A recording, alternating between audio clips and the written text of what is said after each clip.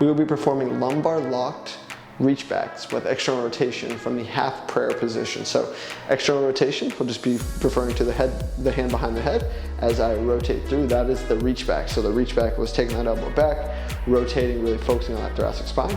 The lumbar lock would just mean that we're sitting back on our heels, really locking off that lumbar spine, because as I sit back on my heels, I take my lumbar spine into flexion, and then I will not be able to rotate as I move through those reachbacks.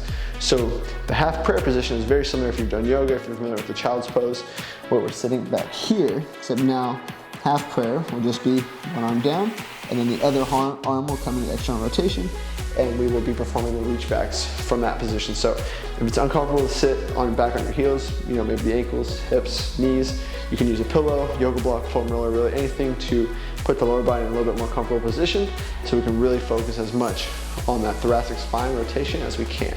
So to set this up, sitting back on my heels, again, I'm in half prayer position, so that's kind of very similar to our child's pose.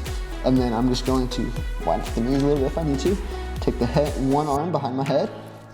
I will just exhale as I rotate, eyes follow the elbow, get as much thoracic rotation as you can, and rotate back down. Rotate up, exhale, rotate back down. Now that's going to be significantly more challenging than the lumbar lock external rotation just from this position, the other variation you may have tried before. So that's going to make things a little bit more challenging, and if you need a little bit more rotation, we'll have to make things even more challenging. Instead of eyes following the elbow or following the head as you rotate up, now just keep the head down and focus just rotation from that shoulder. So it'll look like this. So I'm back in half prayer, down here, reaching out with the one arm, this hand comes behind the head, and then it's just rotation from that shoulder, and rotate chest, elbow up, back down.